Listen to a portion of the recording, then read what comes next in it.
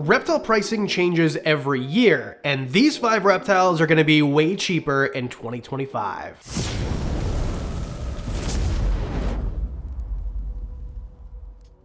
It's always tough to guess where things are gonna go, but looking at trends helps, and then try to figure out, is there more breeding going on? How many more people are breeding? Are animals being produced more? And that's going to dictate the market. In general, it's supply and demand. For example, a few years ago, Dumerul's boas, which will not make this list, amazing snake, they were relatively cheap, 200 bucks, something like that. All of a sudden, a couple of YouTubers started to talk about them, everybody wanted them. There was a whole global thing where everyone stayed home and got lots of reptiles, and there was way more people who wanted Dumerals than there were around, so the price went up. This is going to be the opposite. Things where there's more of them and less demand, or the same demand and way more of them, which dictates a cheaper price point. Anyway, let's just start. Number 5, Hognose snakes. Now, Hognose snakes, I'm talking mostly about the Westerns or plains Hognose snakes, but I think that a lot of other ones are going to go down in price too. And the reason is, Hognose snakes, when I first got into them, 2014, 15, whatever, they're pretty cheap, but they weren't around. You could find maybe one normal one at a reptile expo for a couple $100, and then all of a sudden the morphs started to come out more regularly and more of them. So albinos started to become more popular and more available. Same thing with the anacondas, and that was pretty much all we had for a little bit. I'm sorry, this tortoise is just making so much noise. And then it seems that we have a new morph every freaking week. Now we got watermelon this and Arctic that and sable and jungle and jaguar and like all this stuff. And it just seems like there's so many morphs that are so unbelievably similar. And I think there's a lot of people like me who are just kind of like, okay, I'm gonna do anacondas and I'm gonna do albinos because those are striking visually. You can tell the difference where to an untrained eye, if you go to one of these hognose breeders who has the latest and greatest, like there's 3 or 4 morphs that look exactly the same. Oh, this one has this many, this black mark on this scale in comparison. It's just so similar to me. And I don't mean to be a reductionist. I kind of do. It just seems like there's so much stuff that's just getting into the weeds and it's becoming ball python-esque, but there's not going to be the same demand as there is with ball pythons. And I see this at expos all the time where hognose snakes used to be really easy to move, and then now they're not, especially the higher end stuff. So for that reason, and the fact that there's guys like me who got into this in, 2014, 15, whatever, and now we're on our 3rd generation of snakes that we're breeding, there's just way more of them. So the stuff that, is $300-400 might be $200 now or $100 now. And you can find normals for $100, where a few years ago they were creeping up $350. So I think that the price is going down because there's more available. And I think a lot of people thought it was going to be the ball python wave where the expensive stuff was going to go crazy, and it's just not.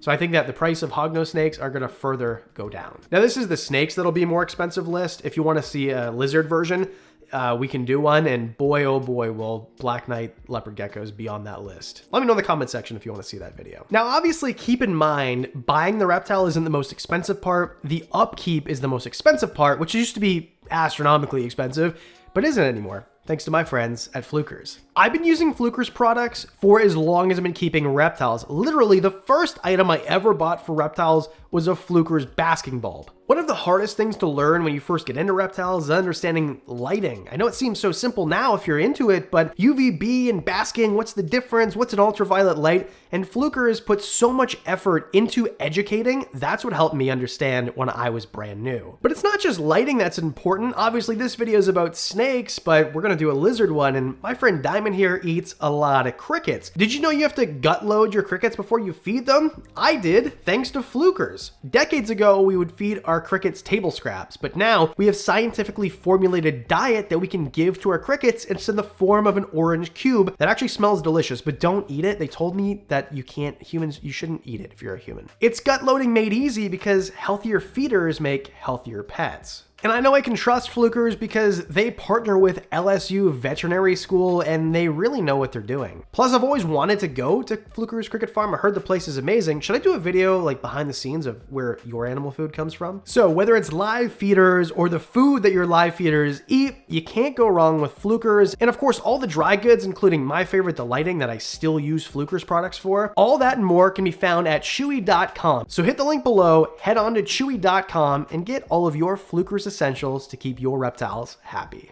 Number 4, Sanzenas, which in my opinion might be the most underrated boa species that has ever existed. Sanzenas are wildly underrated because, well, most people don't know that they exist. And the people who do know they exist know that there's not too many of them and they're hard to find. So the people not knowing about them can go two ways here. Generally, if people don't know about something, then they're not going to be breeding it. So it's just a level of how many people know. Sanzenas aren't very popular in terms of if you go to a reptile expo and you ask 10 people if what a Sanzenia is, maybe 3 or 4 will say, oh yeah, that's a Madagascar tree boa. But I think the awareness is going up and more people are like, look how beautiful this animal is. And these aren't even the cool ones, in my opinion, the Western ones. These ones are the coolest looking ones, and those are the ones that I'm starting to see for $2,000, sometimes a little bit more, but they used to be $5,000, $10,000 each. Now this is a snake that's 4 or 5 foot, maybe a little bit bigger, but they're thick around. They do have quite the grip strength, and they have these beautiful bulldog heads. And they're generally pretty docile. The thing with most arboreal snakes, especially arboreal boas, is that they're going to be a little bit cantankerous. They're going to be flighty or bitey, and this is a great example with emerald tree boas and things like that, where they're not really the most handleable snakes.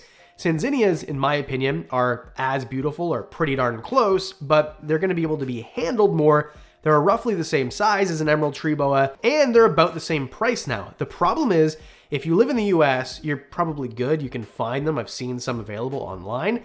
But if you live in other places, good luck. I live in Canada. I can't find one. If I could, I would buy it. And the reason they're going to be cheaper is because more people are breeding them than before. So you see these captive red babies that are available for $2,000, $2,500, where before that was completely unheard of. Number 3, blackheaded pythons. Blackheaded pythons are so cool, and the price of them is finally becoming attainable for some people. I've seen them just north of $1,000 when I was looking online, and it seems like that was not possible before. Usually they were $5,000 or more. I've done videos just like this one where, I did top 5 unattainable reptiles or whatever, or most expensive. And blackheaded pythons 3 years ago, the cheapest ones I could find were $4,500. And now I'm seeing them for 15, 17, and it's crazy. Like that's, 3x cheaper. And I think this is good because I think that there's more people that are breeding these animals and they're so unique. A blackheaded python, which is very similar to a Woma python. Now, I think this video comes out first, just spoiler alert. Womas are getting more expensive. It used to be that Womas were the cheap guys and then blackheadeds were the expensive ones that were out of reach. So Woma was the poor man's blackheaded python. And I'm seeing Womas skyrocket in price. And they don't have heat pits in their face, which means I can't see a heat signature like every other python species. So these two are kind of an anomaly. Not only that, they're from Australia, so we can't import them anymore because Australia doesn't export their animals.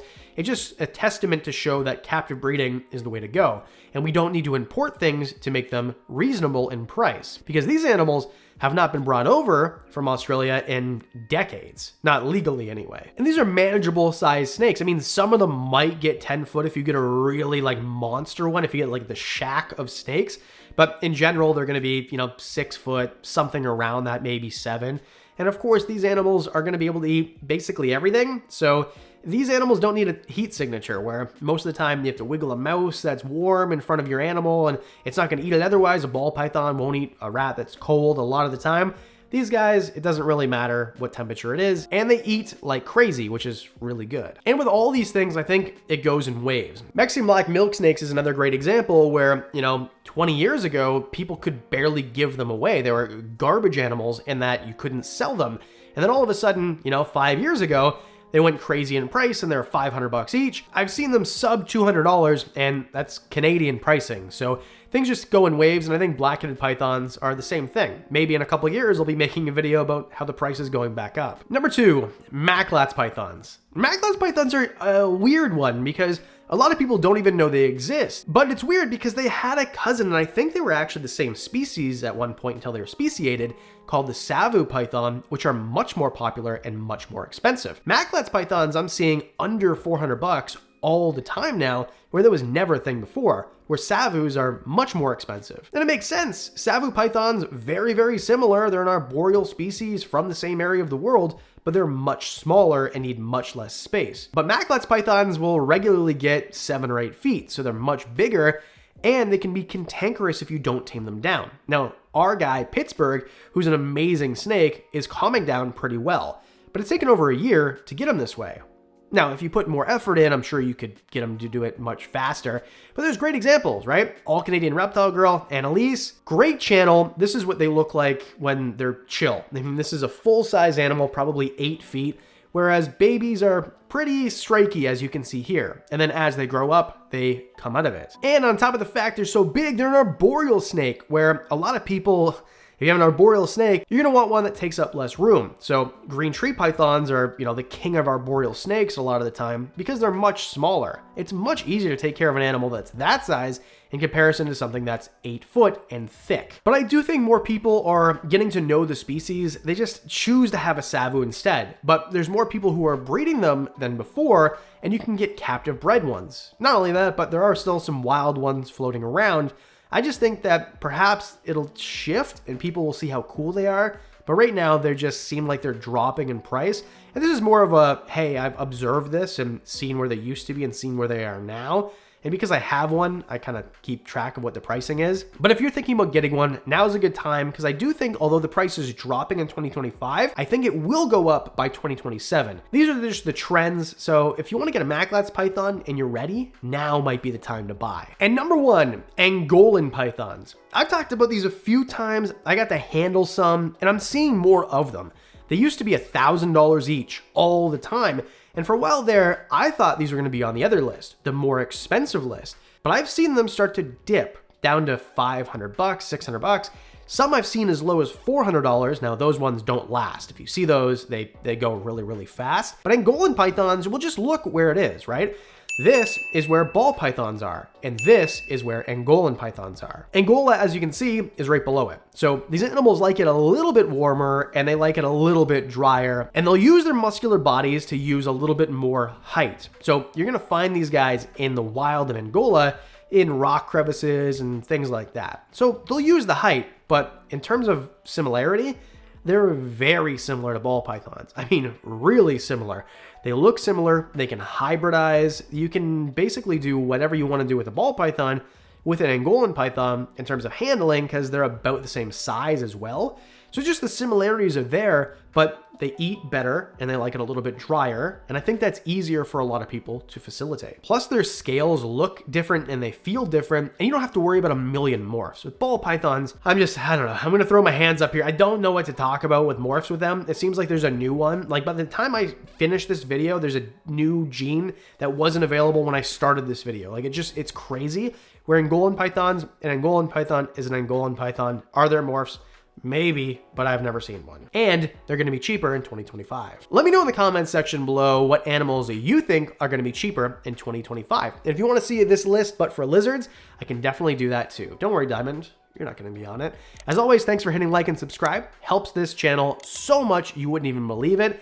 And as always, the Patreon supporters. You guys get videos early, discounts on merch, all that for as little as $1 a month. Oh, and the one-on-ones have been amazing. I'm having so much fun. All that and more. Anyway, you get to, I'll do a video again next.